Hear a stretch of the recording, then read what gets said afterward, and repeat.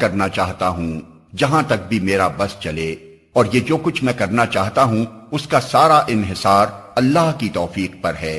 اسی پر میں نے بھروسہ کیا اور ہر معاملے میں اسی کی طرف میں رجوع کرتا ہوں۔ ان الحمد للہ نحمده ونصلی علی رسولہ الکریم۔ اعوذ باللہ من الشیطان الرجیم۔ بسم اللہ الرحمن الرحیم۔ ظہر الفساد فی البر والبحر بما کسبت ایدی الناس لیذیقہم بعض الذی عملوا لعلہم یرجعون۔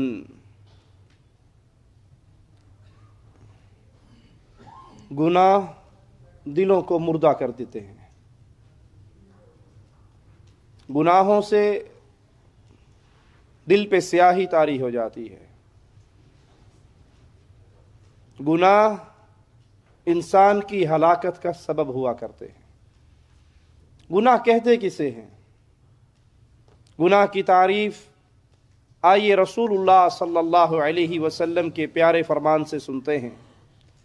صحیح مسلم میں رسول اللہ صلی اللہ علیہ وسلم کا یہ فرمان موجود ہے۔ اللہ کے پیارے حبیب علیہ الصلاۃ والسلام فرماتے ہیں، الاسم ما حاک فی صدرک۔ گناہ وہ ہے جو آپ کے دل کے اندر کھٹکے۔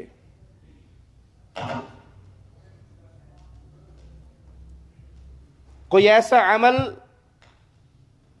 جو آپ کے اندر کے ضمیر کو چوٹ لگائے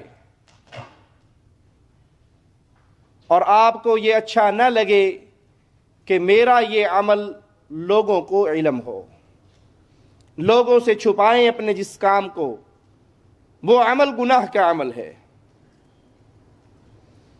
اللہ کی طرف سے انسانوں پر جب عذاب کا نزول ہوتا ہے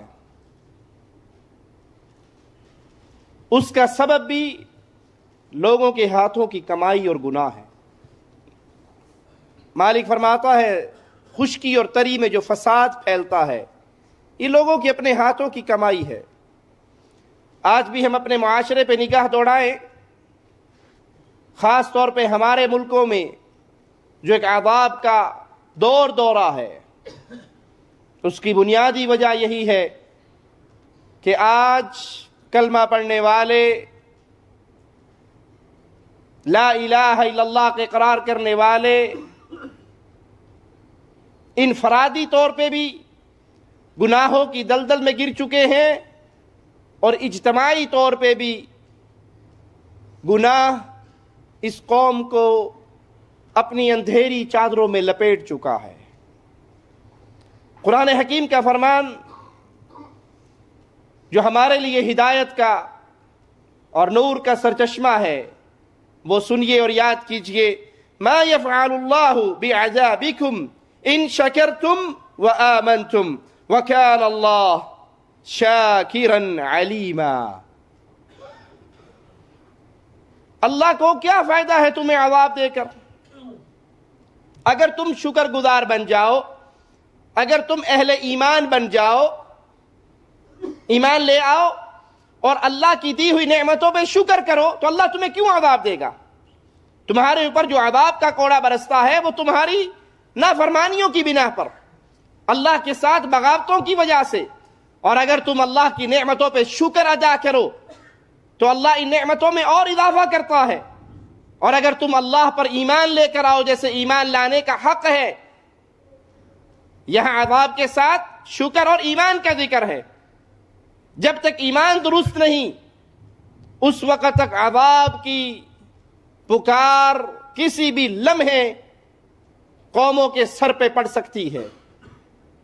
قومی عذاب سے کب بچتی ہے؟ جب وہ عقیدہ توحید میں درست ہو جائیں، وہ ایمان میں خالص ہو جائیں، وہ شرک کی لعنت سے اپنے آپ کو بچا لیں۔ مالک فرماتا ہے اگر تم میری نعمتوں پہ شکر کرو، مجھ پہ ایمان لے کر آؤ، تو پھر اللہ کو کیا ضرورت ہے عذاب بھیجنے کی؟ یہ عذاب جو آتے ہیں تمہارے کفر کی وجہ سے اور اللہ کے ساتھ شرک کرنے کی بنا پر۔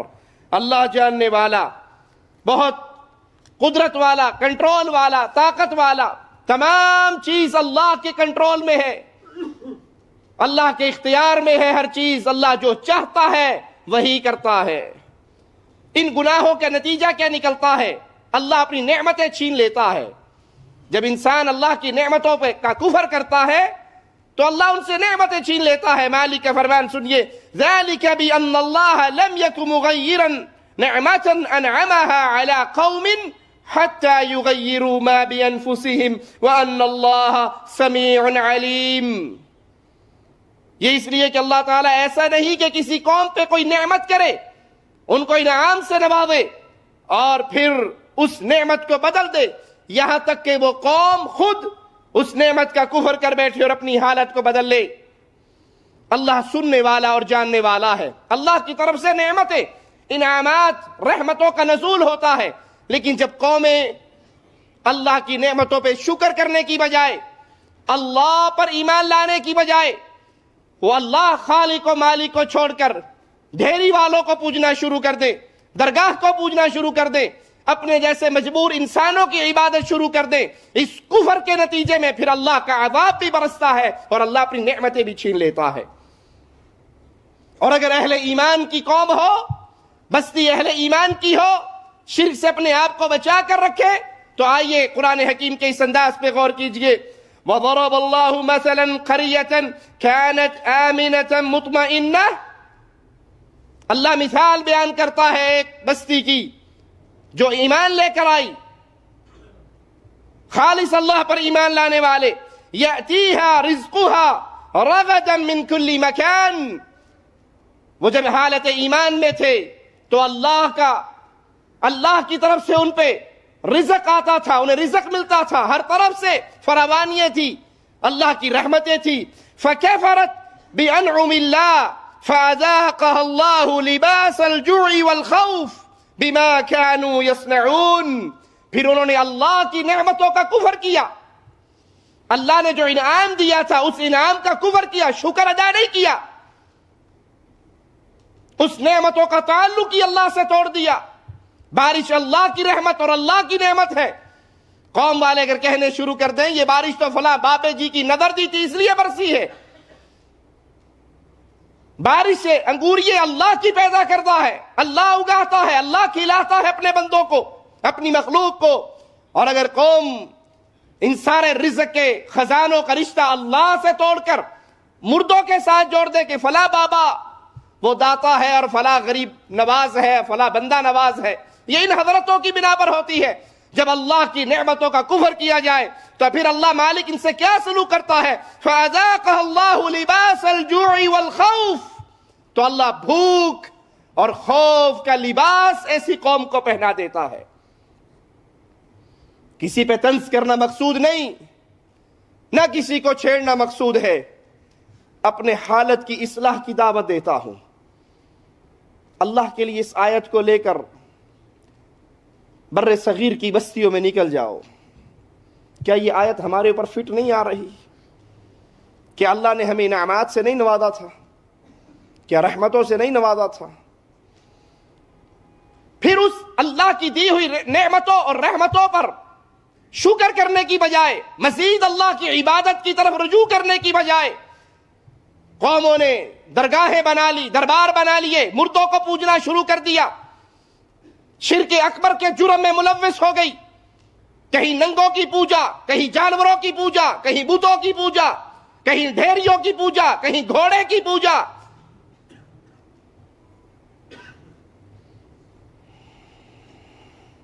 اور نتیجہ قرآن حکیم کی آیت نے جو نکالا ہے، جائیے اس کو بھی پیش کیجئے اپنے دیش میں، جہاں پہ شرک اکبر کا دور دورہ ہے، جہاں پہ قبروں کا طواف ہے، غیر اللہ کی نظر و نیاز ہے۔ فَأَذَاقَهَا اللَّهُ، اسی قوم کو پھر اللہ نے مزہ چکھایا بھوک کے لباس کا، ان کے اوپر بھوک مسلط کر دی، ان کے اوپر خوف مسلط کر دیا۔ اور آج بھوک اور خوف کی کیا حالت ہے؟ مہنگائی آسمانوں کو چھو رہی ہے، غریب غریب سے تر ہوتا جا رہا ہے،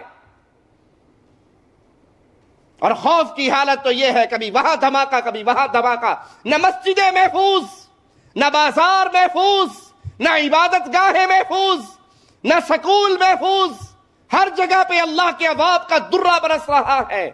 وجہ کیا ہے؟ اللہ نے رحمتیں کی تھی، اللہ نے نعمتیں کی تھی، ان نعمتوں کا کفر کیا، اللہ سے رشتے توڑے، مردوں سے رشتے جوڑے. اللہ داتا کو چھوڑ کر مردوں کو داتا کہا گیا. اللہ خالق و مالک اور رازق کی عبادت کی بجائے اپنی پیشانیوں کو مجبور انسانوں کے قدموں کے اندر رکھا گیا. جب یہ جرم ہوگا پھر اللہ کی طرف سے عذاب کا کوڑا بھوک کی صورت میں اور خوف کی صورت میں ہوگا. جو کچھ تم کرتے ہو یہ تمہارے کرتوتوں کا بدلہ اللہ عطا فرماتا ہے. اور اگر کہیں پہ نیک لوگ بھی ہوں اور اپنے فرائض کو بھول جائیں، اپنے فریضے کو ادا نہ کریں، برائی سے نہ روکیں، نیکی کا حکم نہ دیں، تو پھر جب اللہ کا عذاب آتا ہے، جہاں برے مارے جاتے ہیں وہاں نیک بھی مارے جاتے ہیں. یہی سوال سیدہ زینب رضی اللہ تعالی عنہا، مومنوں کی ماں، امام الانبیاء محمد الرسول اللہ صلی اللہ علیہ وسلم سے پوچھتی ہیں، انہلک وفینا الصالحون، اللہ کے نبی کیا قوموں کو ہلاک کیا جائے گا اور ان میں نیک بھی ہوں گے؟ جب آپ نے فتنوں کا ذکر کیا اور ڈرایا، کہا ہم ہلاک ہوں گے اور ہم میں نیک ہیں، آپ نے ہلاکت کا ذکر کیا، سبب بیان کیا. وہ کون سا وقت ہوگا، وہ کون سا دور ہوگا جب اللہ کی طرف سے اگر پکڑ آئے جہاں برے مریں گے اچھے بھی مریں گے؟ قال نعم اذا کثر الخبث، جب برائی زیادہ پھیل جائے، جب شیطانیت طاری ہو جائے، جب خباثت عام ہو جائے، نیک لوگ اپنا حق ادا کرنا، اپنی ذمہ داریاں نبھانا چھوڑ دے، برائیاں پھیل رہی ہے. یہ صوفی صاحب مسجد میں بیٹھ کے حق ہو کے نعرے مار رہا ہے، شرک پھیل رہا ہے اور یہ دعوت دے رہا ہے کسی کو کچھ نہیں کہنا، دلوں کو جوڑیے، دلوں کو نہ توڑیے، بھلے شرک ہوتا ہے ہوتا رہے، کفر ہوتا ہے ہوتا رہے، اللہ کی عبادت سے بغاوت کی جاتی ہے کی جاتی رہے، کسی نو کچھ نہیں کہنا، جڑا جتھے لگا ٹھیک لگا ہے.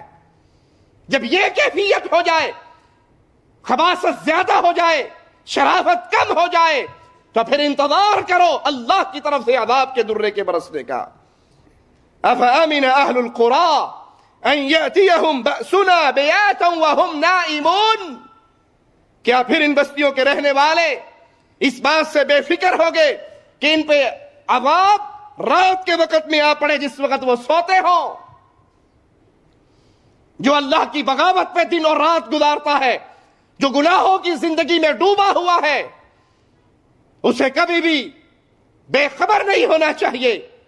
جس کی نافرمانی یہ کر رہا ہے وہ اسے کسی وقت بھی پکڑ سکتا ہے، وہ رات کو پکڑ سکتا ہے، وہ صبح کو پکڑ سکتا ہے، وہ دن کے اجالوں میں پکڑ سکتا ہے، وہ رات کے اندھیروں میں پکڑ سکتا ہے. اللہ گناہگاروں کو ڈھیل بھی دیتا ہے. آپ نے اکثر یہ منظر دیکھا ہوگا، نیک آدمی پر زیادہ آزمائشیں آتی ہیں، گناہگار پہ کم آزمائشیں ہوتی ہیں.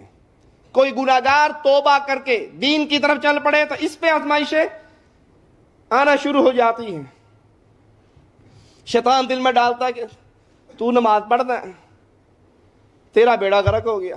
وہ دیکھو کیسے کا کیسا، نہ نماز پڑھتا ہے، نہ روزہ رکھتا ہے، نہ ذکر نہ اذکار، ہٹا کٹا، کبھی بیماری نہیں ہوا، کبھی نقصان ہی نہیں ہوا، مال بھی اچھا ہے، صحت بھی اچھی ہے، اور ہے بھی بے دین، ہے بھی نافرمان، ہے بھی شرابی، ہے بھی زانی، ہے بھی بے اللہ کی رحمت سے دور، لیکن ٹھیک ٹھاک ہے.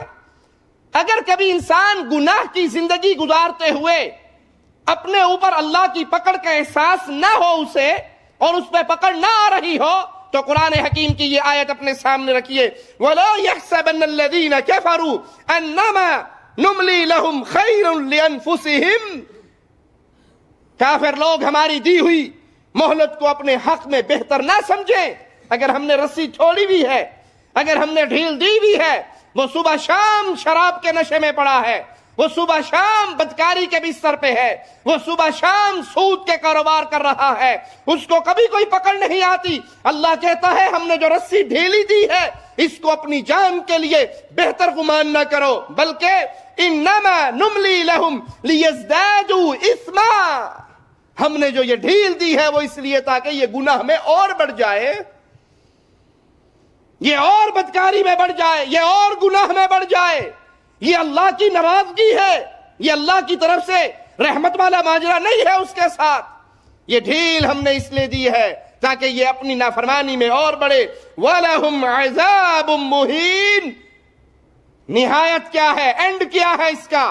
نہایت یہی ہے کہ اس کے لیے رسوا کر دینے والا عذاب ہے. گناہوں کے باوجود پرسکون زندگی گزارنے والوں کے لیے یہ آیت ڈرانے کے لیے بہت بڑی آیت ہے کہ اگر اللہ کی پکڑ نہیں آ رہی تو تمہاری ہلاکت زیادہ ہونے والی ہے. اگر گناہ کرنے پہ رب پکڑ لیتا ہے، مالک پکڑ لیتا ہے، تو یہ تو اللہ کی رحمت ہے کہ اللہ اپنے بندوں کو عذاب دے کر ان کے گناہوں کو ہو سکتا ہے دنیا میں ہی معاف کر دے، یا اللہ کی پکڑ ان کے اصلاح کا سبب بن جائے. اور اگر چھوڑ دیا، اللہ کے لیے اعلی مثال آپ دیکھتے نہیں سکول کے اندر استاد کو جس بچے سے زیادہ پیار ہو اس کی چھوٹی چھوٹی غلطی پہ اسے پکڑتا ہے، اسے ٹوکتا ہے، اسے سزا دیتا ہے. کیوں؟ استاد جتنی زیادہ سزا دیتا ہے حقیقت میں اس سے اپنے بچے سے، اپنے شاگرد سے اتنا ہی زیادہ پیار ہوتا ہے کہ اس کی یہ غلطی بھی ختم ہو جائے، یہ بھی ختم ہو جائے، یہ امتحان میں اعلیٰ سے اعلیٰ نمبر لے. اور ایک طالب علم ہے، استاد اس کو کچھ کہتا ہی نہیں ہے، وہ آئے نہ آئے، پڑھے نہ پڑھے، جو مرضی کرے، پرواہ کوئی نہیں استاد کو اس کی. اب وہ بچہ یہ سمجھے کہ استاد تو بڑا میری عزت کرتا ہے، مجھے کچھ کہتا ہی نہیں ہے. حقیقت میں وہ استاد کی نظر میں وہ اتنا گرا ہوا ہے کہ اس کو ڈھیل دی جا رہی ہے کہ جب سال کا اختتام ہوگا، تیرا پیپر ہوگا، تو فیل ہو جائے گا، تیرا سال برباد ہوگا، تیری زندگی خراب ہوگی. اور جس کو استاد سزا دے رہا ہے، مار رہا ہے، ڈانٹ رہا ہے، کھینچ رہا ہے، اس کی ایک ایک غلطی پہ اسے ٹوک رہا ہے، حقیقت میں اس سے پیار کر رہا ہے تاکہ اس کا اینڈ اچھا ہو جائے. اللہ کے لیے اعلیٰ مثال. اگر گناہوں کے باوجود رسی ڈھیلی ہے تو سمجھ لیجئے اینڈ بڑا خطرناک ہونے والا ہے. اور اگر گناہ پہ پکڑ آ جاتی ہے تو سمجھ لیجئے اللہ تم سے پیار کرتا ہے، تمہاری اصلاح کرنا چاہتا ہے، آزمائشیں بھیج کر تمہارے گناہوں کو ختم کر دیتا ہے. پہلی قومیں انہی گناہوں کی بنا پہ ہلاک ہوئیں، عذاب کے مختلف کوڑے برسے. قرآن حکیم کے انداز پہ غور کیجئے. فَكُلًّا أَخَذْنَا بِذَنبِهِ. ہر کسی کو ہم نے اس کے گناہ پہ پکڑا. فَمِنْهُمْ مَنْ أَرْسَلْنَا عَلَيْهِ حَاصِبًا. بعض ان میں سے ایسے جن پہ ہم نے پتھروں کی بارش کی، جیسے قوم لوط علیہ السلام. لوط علیہ السلام کی قوم پہ اللہ مالک نے آسمان سے پتھروں کی بارش کی. اور آج یہ گناہ ہمارے معاشرے میں عام نہیں ہے. لوطی فعل، اس قوم کا گناہ، یہ گناہ ہی نہیں رہا، اس کا تصور ہی مٹ رہا. اس گناہ کی بنا پر پوری بستی کو اٹھا کر اتنا آسمانوں کے قریب کیا گیا. ایک روایت میں ہے کہ اس بستی کے جانوروں کی آوازیں فرشتوں نے سنی اور پھر وہاں سے اس کو پلٹ دیا اور اوپر سے پتھر مار مار کے اس پوری قوم کو ہلاک کر دیا. وہ دل بڑا ہی بد نصیب دل ہے جس دل میں گناہ کرنے کے بعد ڈر پیدا نہ ہو. گناہ ہو جانا انسان ہے، ہو جاتا ہے، لیکن مومن وہ ہے جو گناہ کرنے پہ تڑپ جائے، لوٹے رب کی طرف، معافی مانگے، اور جو ڈھیٹ ہو جائے اپنے گناہ پہ، سمجھ لے اس کے دل پہ مہر لگی ہوئی ہے. وَمِنْهُمْ مَنْ أَخَذَتْهُ الصَّيْحَةُ. ان میں سے کچھ ایسے بھی تھے جن کو چیخ اور پکار نے آ دبوچا. وَمِنْهُمْ مَنْ خَسَفْنَا بِهِ الْأَرْضِ وَمِنْهُمْ مَنْ أَغْرَقْنَا. ان میں سے ایسے بھی جن کو ہم نے زمین کو پھاڑ کے دھسا دیا اور بعض کو ہم نے پانی میں ڈبو دیا، غرق کر دیا. یہ سارے عذاب آئے اللہ کی طرف سے، یہ کوڑے برسے کیوں؟ قرآن جواب دیتا ہے وَمَا كَانَ اللَّهُ لِيَظْلِمَهُمْ. اللہ نے ان پہ ظلم نہیں کیا، اللہ نے ان پہ ظلم نہیں کیا. وَلَكِنْ كَانُوا أَنفُسَهُمْ يَظْلِمُونَ. ہاں وہ اپنی جانوں پہ خود ظلم کرتے تھے. یہ گناہ کرنا اپنی جان پہ ظلم ہے. سوچئے اللہ کے لیے اپنے گھر، اپنے روم، اپنی گاڑی کا نقشہ اپنی آنکھوں کے سامنے رکھیے. کتنے گھروں کی چھتوں پہ ڈش انٹینے کی لعنت موجود ہے، کتنی گاڑیوں میں گانوں کی سیڈیاں اور کیسٹیں موجود ہیں، کتنوں کی راتیں رنگین ہیں، کتنے شراب کو ایسا پیتے ہیں جیسے وہ دودھ پی رہے ہوں، تصور ہی نہیں یہ حرام ہے، تصور ہی نہیں کہ یہ اللہ کے عذاب کا سبب بنتی ہے۔ یہ عذاب کے کوڑے برسنے کی وجہ قرآن نے کیا بیان کی؟ اللہ نے ظلم نہیں کیا، اللہ جب قوموں کو ہلاک کرتا ہے عین انصاف کی بنیاد پہ کرتا ہے۔ یہ قومیں ہیں، یہ انسان ہیں جو جب نافرمانی کرتے ہیں تو اپنی جان پہ ظلم کرتے ہیں، پھر بھی اللہ کی رحمت پہ قربان جائیں۔ وہ مالک بڑا رحیم ہے، وہ مالک بڑا کریم ہے۔ اس اللہ نے ایسے اعمال بتائے ہیں اس امت محمدیہ کو، پیارے حبیب محمد کریم صلی اللہ علیہ وسلم کی امت کو ایسے اعمال بتائے جن اعمال کے کرنے سے اللہ گناہوں کو معاف کر دیتا ہے۔ اگر انسان سے خطائیں ہو جائیں، وہ اللہ کے در میں آئے، معافی مانگے، سچے دل سے توبہ کرے۔ آئیے ان اعمال کی طرف دیکھتے ہیں، وہ کون سے عمل ہیں جن سے اللہ کی رحمت سے انسانوں کے گناہوں کو مالک معاف کر دیتا ہے۔ نیکیاں کرنے سے گناہ دھل جاتے ہیں۔ انسان سے گناہ ہو جائے، اس گناہ کے بعد وہ نیک عمل کر لے، اللہ اپنی رحمت سے اس نیکی کرنے پر اس آدمی کا گناہ معاف کر دیتا ہے۔ قرآن حکیم کے انداز پہ غور کیجئے، ان الحسنات یذہبن السیئات، نیکیاں گناہوں کو مٹا دیتی ہیں۔ ذالک ذکری للذاکرین، یہ نصیحت ہے نصیحت پکڑنے والوں کے لیے۔ آپ سے گناہ ہو گیا، وضو کریں، 2 رکعت نماز پڑھیں، توبہ کریں، معافی مانگے۔ یہ 2 رکعت نماز پڑھنے سے اللہ آپ کے سابقہ گناہ کو معاف کر دے گا۔ یہ میرے رحمان رحیم اللہ کی رحمت کا ایک خزانہ ہے۔ گناہ ہو جائے تو اللہ کے در سے منہ نہ موڑے، اتنا پاپی ہو گیا، اب کہاں معافی ہوگی؟ جتنا بڑا گناہ ہو جائے، مالک فرماتا ہے میری رحمت نے میرے غضب کو ڈھانپ رکھا ہے۔ اللہ کی رحمت بڑی وسیع ہے۔ توبہ کی امید پہ گناہ نہ کریں۔ بعض دفعہ شیطان کہتا ہے کر لا کوئی نہیں، پھر توبہ کر لیں گے، کر لا۔ توبہ کی امید پہ گناہ نہ کرے، کیوں؟ ہو سکتا ہے آپ کو توبہ کی توفیق ہی نصیب نہ ہو، گناہ کے دوران ہی اللہ پکڑ لے۔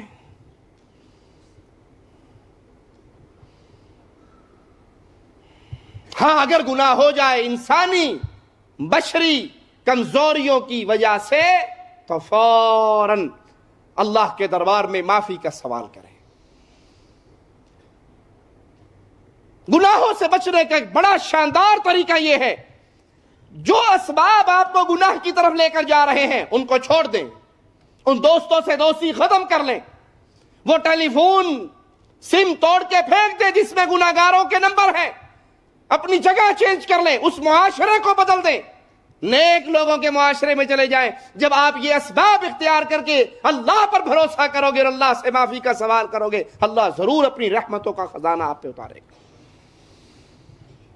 رسول اللہ صلی اللہ علیہ وسلم کی اطاعت کرنا، آپ کی سنتوں کو اپنی زندگی میں لانا، وہ عظیم نیکی ہے جس کے کرنے سے بھی اللہ مالک انسانوں کے گناہوں کو معاف کر دیتا ہے۔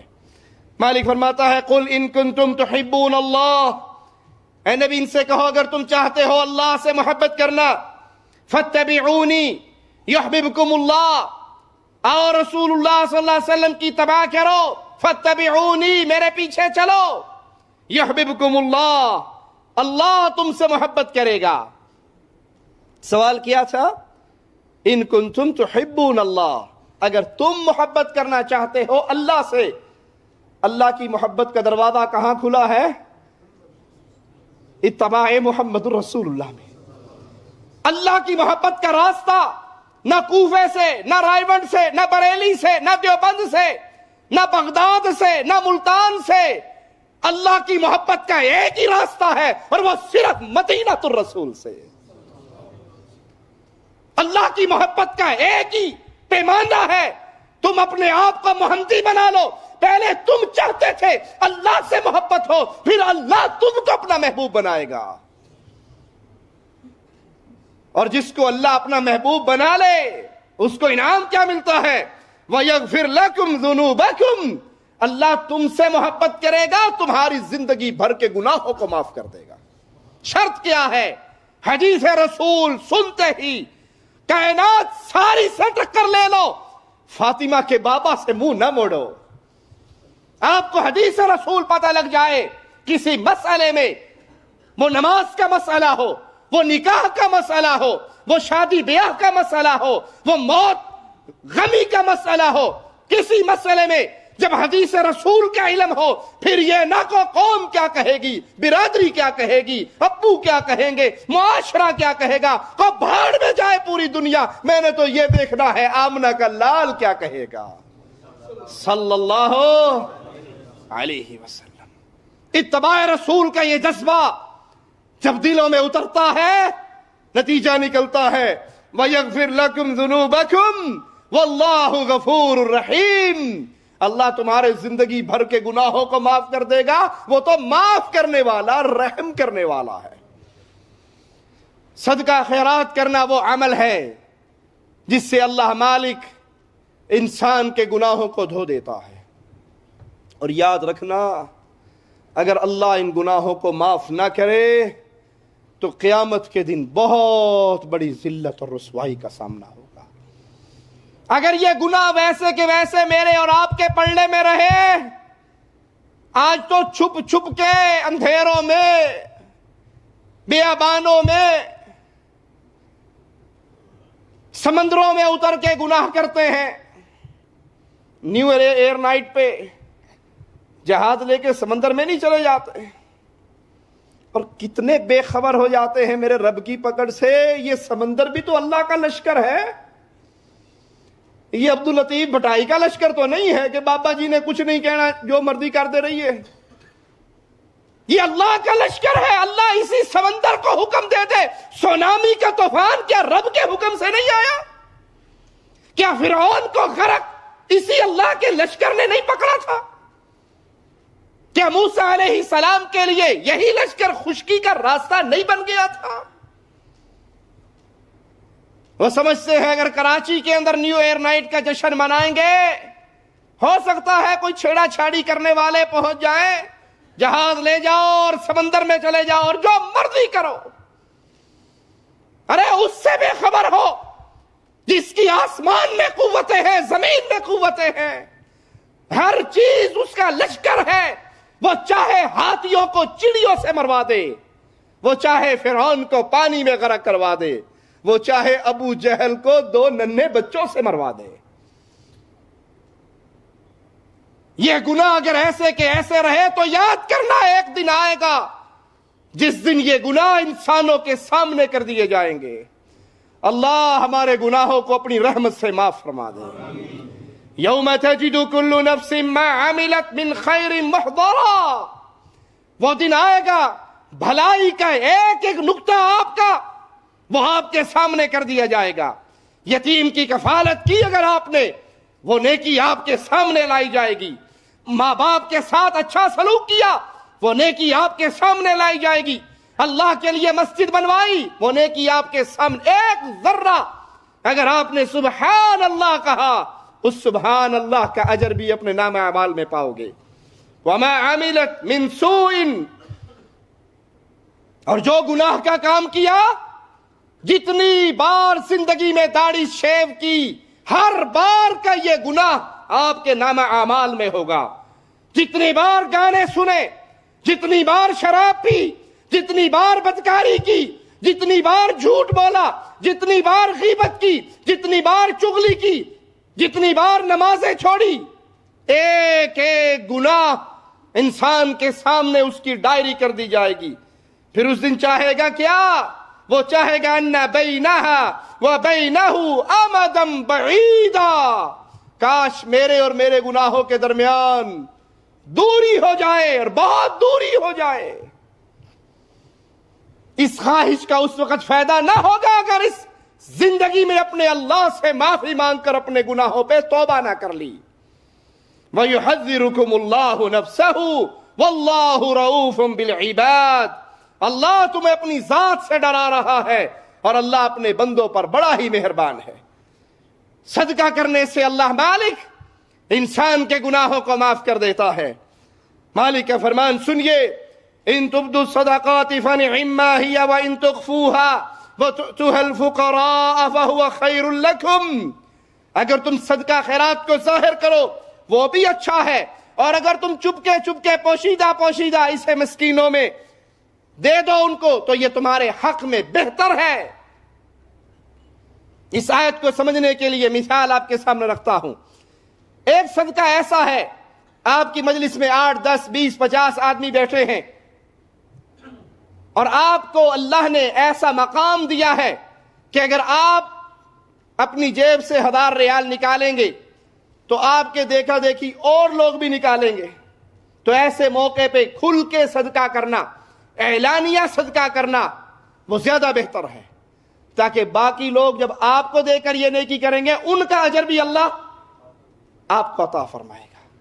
آپ ایک بزنس مین ہیں، اپنے کلیگ کو فون کرتے ہیں کہ بھائی فلاں جگہ مسلمانوں کو مسجد کی ضرورت ہے، فلاں جگہ مسلمانوں کو فلاں چیز کی ضرورت ہے، فلاں جگہ پہ اتنے یتیم ہیں ان کی کفالت کی ضرورت ہے، میں 1,00,000 ریال دے رہا ہوں، تو کتنا دیتا ہے؟ اگر وہ 10 لاکھ بھی دے گا، آپ کے ایک فون کرنے کی بنا پر اس 10 لاکھ پورا کا ثواب اسے بھی ملے گا، آپ کو بھی ملے گا۔ اللہ کی رحمت کے خزانوں کا کیا کہنا۔ اب آپ نے تو 10 لاکھ نہیں لگائے نا، لیکن اس کو دعوت دی، اس کو پیغام پہنچایا کہ بھائی یہ دین کی بات ہے، یہ کتاب عقیدہ توحید پہ مشتمل ہے، اس کو پرنٹ کرواؤ اور بانٹو، یہ کیسٹ، یہ سی ڈی، یہ لا الہ الا اللہ کی آوازیں کی طرف لوگوں کو متوجہ کرتی ہے، اس کو بانٹو، اس کو بناؤ، اس کو تقسیم کرو، اس کو پھیلاؤ۔ آپ نے کسی کو دعوت دی، آپ کی دعوت سن کے اس نے جتنی بھی کی ان سب کا ثواب اس کو بھی ملے گا اور آپ کو بھی ملے گا۔ اور جہاں یہ ماجرا نہیں، وہاں پہ بہتر ہے کہ انسان پھر پوشیدہ خفیہ طور پہ اللہ کے راستے میں صدقہ کرے۔ رسول اللہ صلی اللہ علیہ وسلم ان خوش نصیبوں کا جب ذکر کرتے ہیں جو قیامت کے دن اللہ کے عرش کے سائے میں ہوں گے، جس دن اور کوئی سایہ نہ ہوگا، اللہ تجھے تیرے پیارے ناموں کا واسطہ ہے، ہم جتنے یہاں بیٹھے ہیں ہم سب کو ان خوش نصیبوں میں شامل کر دے جن کو حشر میں جب کوئی سایہ نہ ہوگا تو اپنے عرش کا سایہ نصیب فرمائے گا۔ اللہ ہم میں سے کوئی ایسا بد نصیب نہ ہو جو اس دن تیرے سائے سے محروم ہو جائے۔ ان خوش نصیبوں میں ایک وہ شخص بھی ہوگا جس نے دائیں ہاتھ سے اللہ کے راستے میں صدقہ دیا، اتنا چھپا کے، اتنا خفیہ کہ اس کے بائیں ہاتھ کو نہیں پتہ لگا۔ اب یہ تو معاملہ ختم ہوتا جا رہا نا، جہاں تعریف ہوتی ہے وہاں دیا جاتا ہے۔ بجلی دا بل آیا مسجد دا، چودھری صاحب دے کرو 50 روپئے آئے نے، اب وہ 50 روپے کی وجہ سے اس کے باپ کے لیے، اس کی ماں کے لیے، اس کے خاندان کے لیے، اس کے کاروبار کے لیے، اس کے مکان کے لیے، اس کے جانوروں کے لیے پوری لمبی لسٹ لے کے وہ بیچارہ دعا کرتا ہے اللہ ان سب میں برکت عطا فرمائے۔ چودھری صاحب کا بھی سینہ کھول جاتا ہے کہ ہاں سوات ہے نا، پورے پنڈ نے سنیا کہ میں 50 روپے بھیجنے۔ یہ تو ہلاکت ہے، بربادی ہے، اس کا کوئی فائدہ نہیں۔ آپ نے اگر پنکھوں کے پروں پہ اپنا نام لکھوا کر مسجد میں دینا ہے تو نہ دو، یہ 50 روپے بیگم کو کھلا دو۔ آپ ایک ایسا عمل کر رہے ہیں جو ثواب کی بجائے آپ کی ہلاکت کا سبب بننے والا ہے۔ جہاں ایسا ماجرا ہو وہاں خفیہ طور پہ اللہ کے راستے میں صدقہ کرو۔ جب صدقہ کرو گے تو نتیجہ کیا نکلے گا؟ وَيُكَفِّرُ عَنْكُم مِّن سَيِّئَاتِكُم، تم اللہ کے راستے پہ صدقہ کرو، اللہ کے راستے پہ مال لوٹاؤ، اللہ کے دین کو پھیلاؤ، اس کو نشر کرو، اس کا ذریعہ بنو، مسجد بنا کر، مدرسہ بنا کر، قرآن حکیم تقسیم کروا کے، احادیث رسول تقسیم کروا کے، دینی کتابیں، دینی سیڈیز، دینی کیسٹ، اس کو بانٹ کے، کسی یتیم، غریب، بیوہ، مسکین، اس کا سہارا بن کے جب تم اللہ کے لیے یہ سارے کام کرو گے، اللہ تمہارے گناہوں کو تبدیل کر دے گا، معاف کر دے گا، اس پہ اپنی رحمت کا قلم پھیر دے گا۔ واللہ بما تعملون خبیر، جو کچھ تم کرتے ہو اللہ اس سے، اس کو جاننے والا، خبردار ہے۔ ترمذی میں پیارے حبیب محمد کریم صلی اللہ علیہ وسلم کا یہ فرمان موجود ہے. آپ نے فرمایا صدقہ گناہ کو بجھا دیتا ہے. صدقہ گناہ کو بجھا دیتا ہے جیسے پانی آگ کو بجھا دیتا ہے. جس طرح پانی پھینکا جائے تو آگ بجھ جاتی ہے, صدقہ کرنے سے انسان کے گناہ بجھ جاتے ہیں. توبہ کرنا وہ عظیم نیکی ہے جس سے اللہ گناہوں کو مٹا دیتا ہے. قرآن حکیم کی اس آیت پہ غور کیجئے. اِلَّا مَن تَابَ وَآمَنَ وَعَمِلَ عَمَلًا صَالِحًا فَأُولَئِكَ يُبَدِّلُ اللَّهُ سَيِّئَاتِهِمْ حَسَنَاتٍ وَكَانَ اللَّهُ غَفُورًا. اِلَّا مَن تَاب, جو توبہ کر لے, جو توبہ کر لے اپنے گناہوں سے, جو توبہ کر لے اپنی بدعمالیوں سے, ایمان لے آئے. وَعَمِلَ عَمَلًا صَالِحًا, پہلے فلمیں دیکھتا تھا اب قرآن پڑھے, پہلے بدکاری کو جاتا تھا اب نکاح کرے, پہلے شراب پیتا تھا اب زمزم پیے. توبہ کرے اور اپنی زندگی میں چینج لائے, اپنی زندگی کی روٹین بدلے. پہلے نمازوں کے ٹائم پہ سویا رہتا تھا اب مسجدوں کو آباد کرے. پہلے بوڑھوں کو تکلیف دیتا تھا اب ناداروں کی خدمت کرے. پہلے ماں باپ کو گالیاں دیتا تھا اب ان کی ٹانگیں دبائے, ان پہ مال خرچ کرے, ان کا ماتھا چومے, ان کے ہاتھ چومے, ان کے سامنے اپنے آپ کو بچھا دے. وَعَمِلَ عَمَلًا صَالِحًا, اپنی زندگی میں نیک اعمال کو لے کر آئے. فَأُولَئِكَ, بس یاد رکھو یہی وہ لوگ ہیں. يُبَدِّلُ اللَّهُ سَيِّئَاتِهِمْ حَسَنَاتٍ, جب انسان توبہ کرتا ہے, ایمان لاتا ہے, نیک عمل کرتا ہے, اللہ اس کی زندگی کے گناہوں کو بھی نیکیوں میں تبدیل کر دیتا ہے. اور اللہ معاف کرنے والا, رحم کرنے والا ہے. صحیح مسلم میں رسول اللہ صلی اللہ علیہ وسلم کا یہ فرمان موجود ہے, غور سے سنیے. جب رات ہوتی ہے اللہ مالک اپنے ہاتھ کو رات کے وقت پھیلاتا ہے. لیس کمثلہ شیء, اس کی مثال کوئی نہیں جیسے اس کی شان کو لائق ہے. اللہ اپنے ہاتھ کو رات کے اندھیروں میں پھیلاتا ہے تاکہ گناہ کرنے والا اپنے گناہ سے معافی مانگ لے. دن کو گناہ کرنے والا معافی مانگے, اللہ دن کو پھر اپنے ہاتھ کو پھیلاتا ہے جیسے اس کی شان کو لائق ہے تاکہ رات کے اندھیروں میں چھپ کے گناہ کرنے والا معافی مانگ لے. اور یہ سلسلہ جاری و ساری ہے یہاں تک کہ سورج مغرب سے طلوع نہ ہو جائے.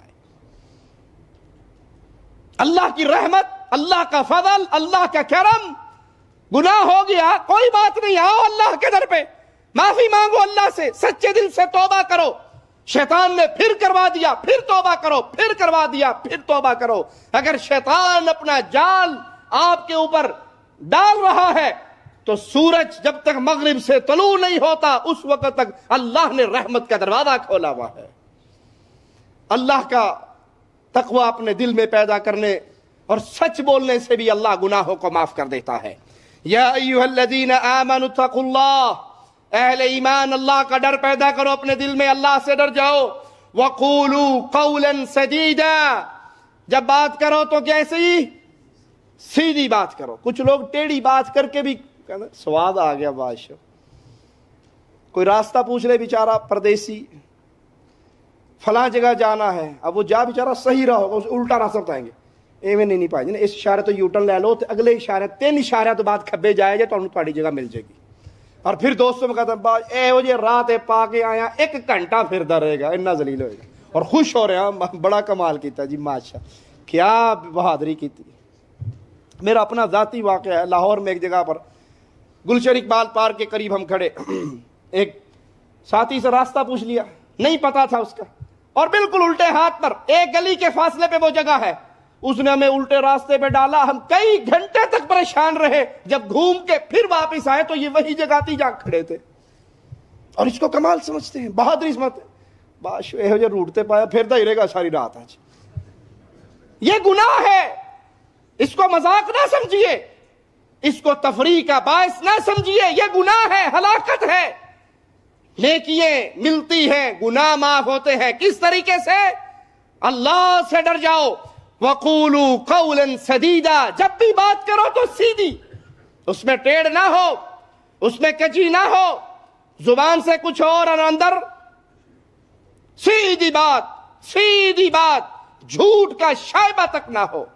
اور یاد رکھیے کوئی ماجرا اگر اس کی بنیاد جھوٹ پر ہے وہ کبھی سرے چڑھ سکتی، اس میں خیر نہیں. وہ شادی جھوٹ کے نام پہ ہو جائے، کئی کرتے ہیں نا جھوٹ کے نام پہ شادی. میں جی بالکل کوارا ہوندا 5 بچے نہ پیو ہے، کوئی ایک باری آ گئی نکاح ہو گیا داڑ تلے آ گئی، پھر کی ہوئے گا، پتہ لگ بھی گیا تو لگ جائے. اپنے آپ کو کوارا شو کر کے شادی کروا لی، اب بظاہر خوش ہو رہا ہے کہ کڑی کر آ گئی، یہ نہیں پتا کہ ساری عمر جوتے مارے گی، روز لڑائی فساد کی. جھوٹ بول کے نکاح کیا، اس میں بھی کبھی خیر ہوگی؟ آپ شادی کرو 1 نہیں 2 نہیں 3 نہیں 4 کرو، اسلام نے آپ کو اجازت دی ہے، لیکن جھوٹ تو نہ بولو. آپ سے آپ کے بچوں کا پوچھے تو کھل کے بتاؤ، آپ کی سابقہ بیویوں کا پوچھے تو کھل کے بتاؤ، آپ کی آمدنی کا پوچھے تو کھل کے بتاؤ. یہ نہیں کہ آپ کی 2000 ریال سیلری ہے، کو پوچھے ہونے والا سسرال سیلری کتنی ہے، وہ 2 کو آہستہ سے بول، 2000 کو اونچا سے بولتا ہوں، 3-4 ہزار سمجھ آئیے، پتہ نہیں کیا کہا اس نے. وہ ایک باری ہو جوے پھر مول صاحب جو دال روٹی کھاؤں وہ نہیں کھواؤں گا. جھوٹ نہ بولیے، اپنی بات سیدھی کیجیے. کاروبار ہو، نکاح ہو، شادی ہو، ایک مسئلے میں اپنے آپ کو سیدھا کریں. اس کا نتیجہ اللہ کیا تمہیں عطا فرمائے گا؟ یصلح لکم اعمالکم. جس عمل کی بنیاد سچ پر ہوگی اس میں کبھی بگاڑ نہیں ہوگا، اور جس عمل کی بنیاد جھوٹ پہ ہوگی اس میں کبھی نکھار نہیں ہوگا. اللہ تمہارے سارے مسئلوں کو حل کر دے گا. آپ کہو بھائی 2000 کماتا ہوں، دینا دو، نہیں دینا نہ دو. ہو سکتا ہے وہ آپ کو دے دیں اور شادی ہوتے ہی آپ کی 2 سے 3 ہو جائے.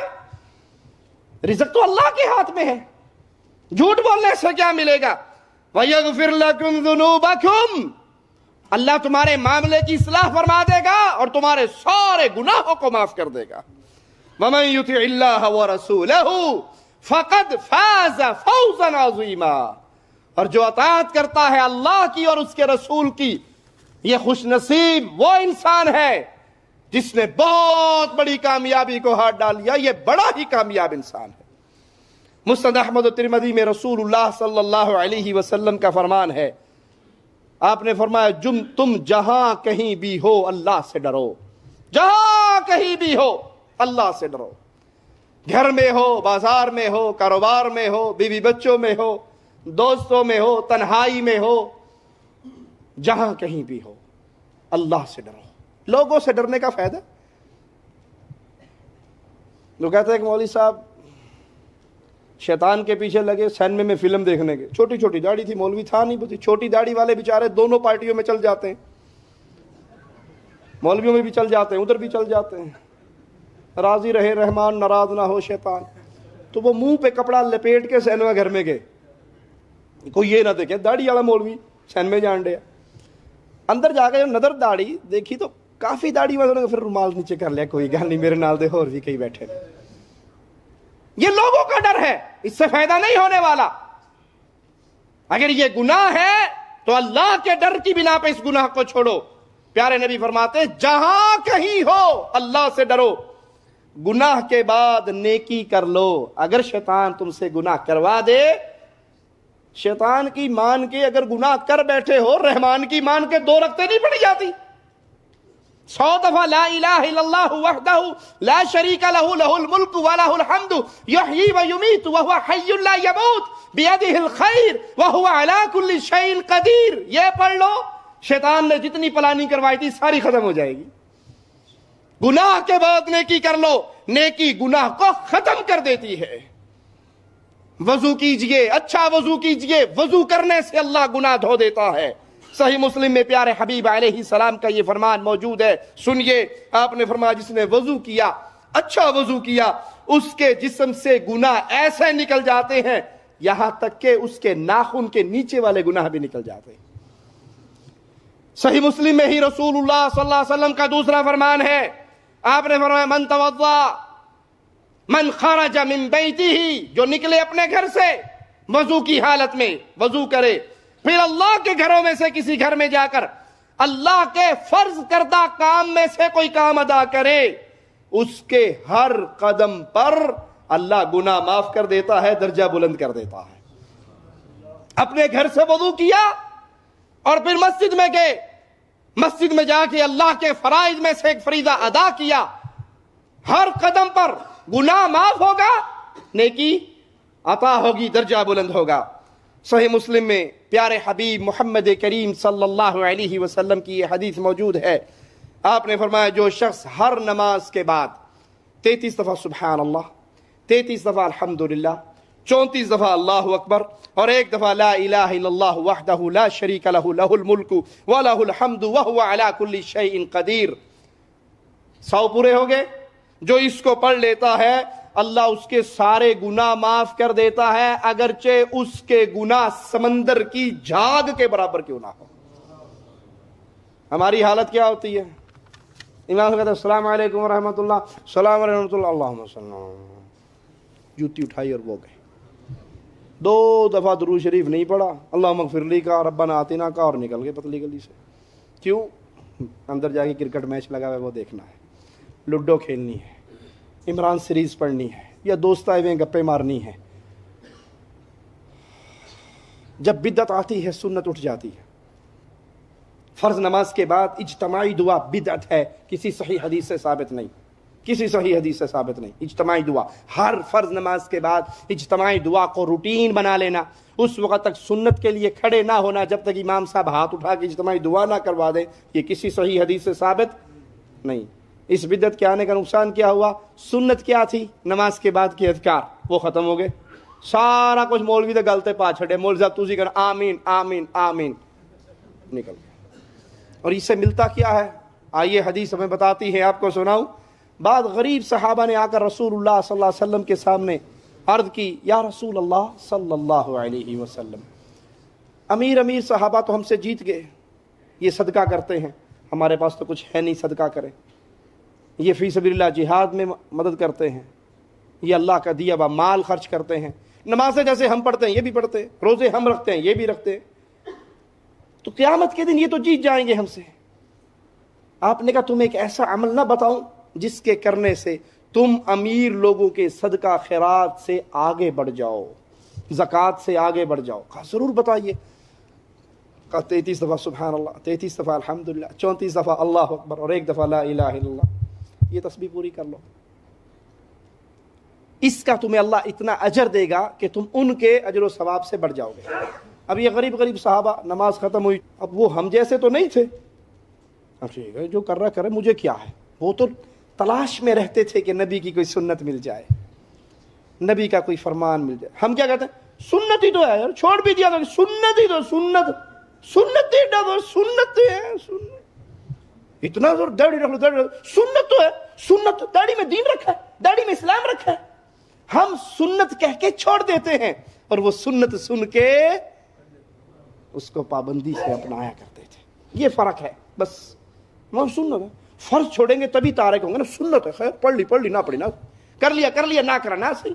وہ ایک سنت پہ سر کو جھکانے والے امیر صحابہ نے دیکھا یہ کچھ کرتے ہیں, ٹو لگائی, پتہ لگا 33 دفعہ سبحان اللہ, یہ پوری تسبیح پتہ لگ گئی, انہوں نے بھی شروع کر دی. وہ پھر رسول اللہ صلی اللہ علیہ وسلم کے پاس غریب صحابہ, اللہ کے نبی وہ, لیکن اب پھر بند ہو گیا, انہیں بھی پتہ لگ گیا.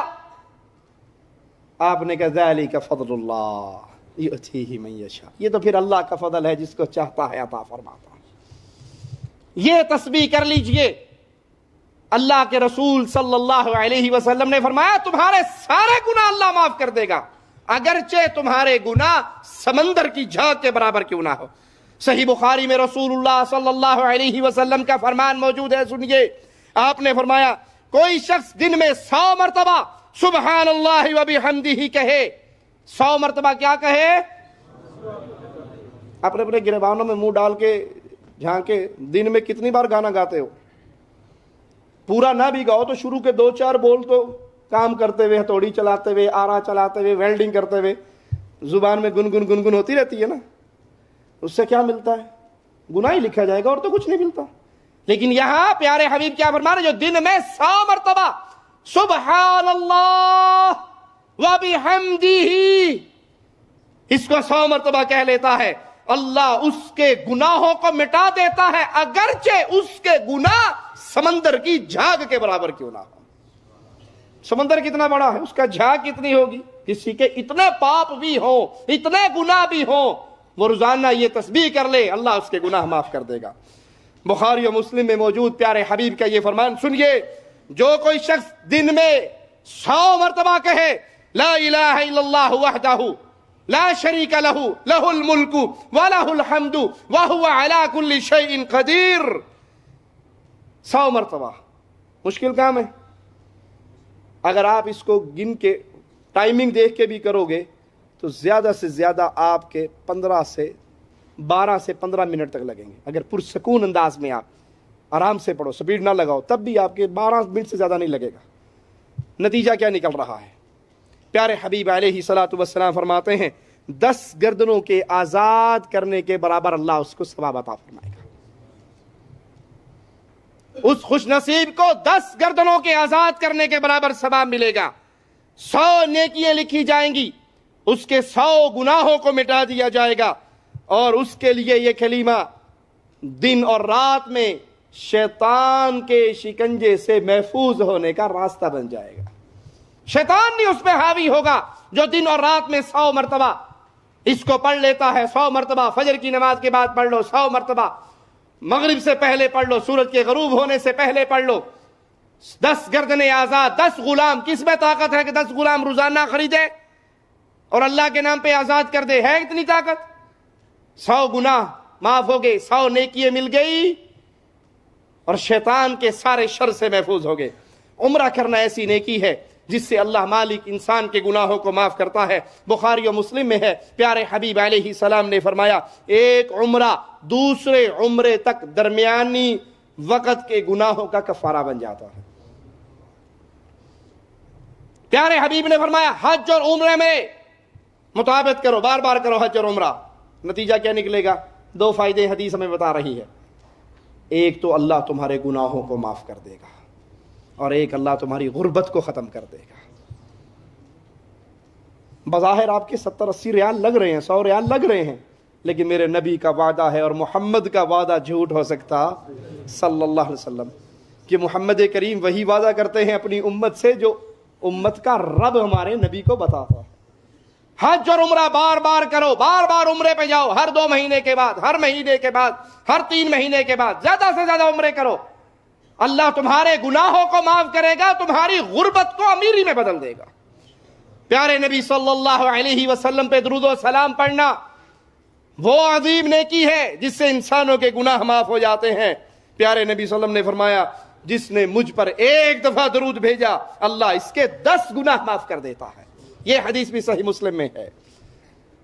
جو 1 مرتبہ کہے صلی اللہ علیہ وسلم اللهم صل على محمد وعلى آل محمد كما صليت على إبراهيم وعلى آل إبراهيم إنك حميد مجيد اللهم بارك على محمد وعلى آل محمد كما باركت على إبراهيم وعلى آل إبراهيم إنك حميد مجيد۔ اے اللہ رحمت نازل فرما محمد صلی اللہ علیہ وسلم پر اور محمد صلی اللہ علیہ وسلم کی آل پر، جیسا کہ تو نے رحمت نازل فرمائی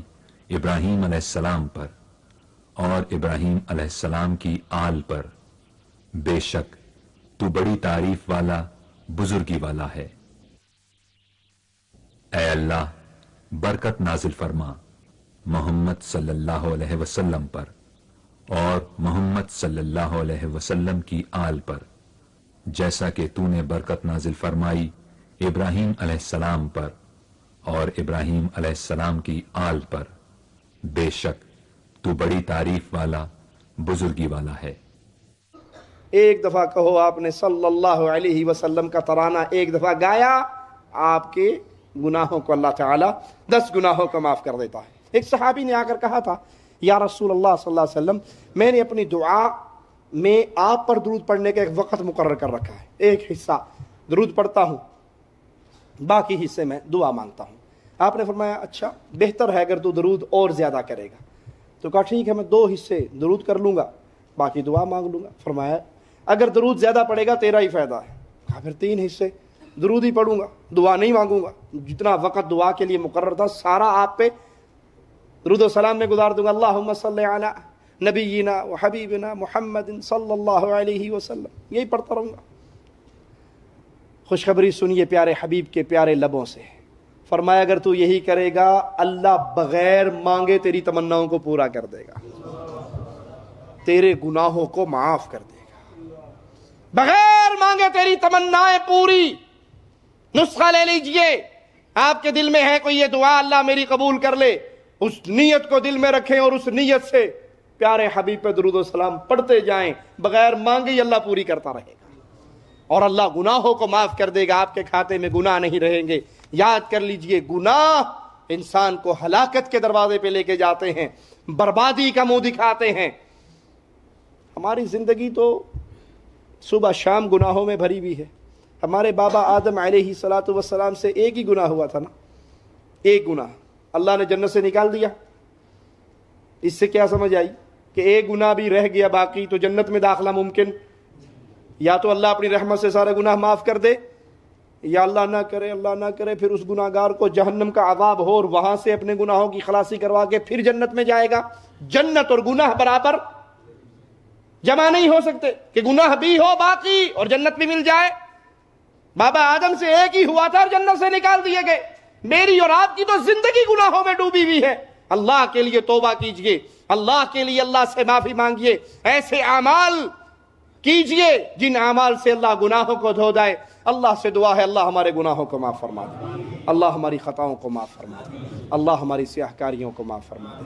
اللہ ہمیں زندہ رکھے ایمان پہ رکھے, اللہ ہمیں زندہ رکھے توحید پہ رکھے, اللہ ہمیں زندہ رکھے اسلام کو ماننے والا, اسلام پہ عمل کرنے والا, اسلام کی دعوت دینے والا, اسلام کا پیغام گھر گھر پہنچانے والا بنا کے رکھے.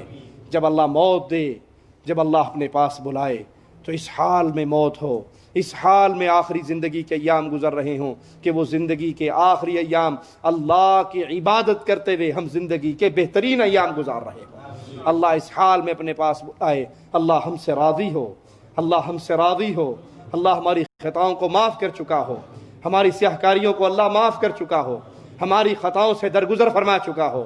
اللہ اس حال میں اپنے پاس بلانا, تو ہم سے راضی ہو, ہم تجھ سے راضی ہوں. اقول قولی ھذا واستغفر اللہ لی ولکم ولسائر المسلمین فاستغفروه انه هو الغفور الرحیم. الداعيات إلى الهدى المؤمنات الصادقات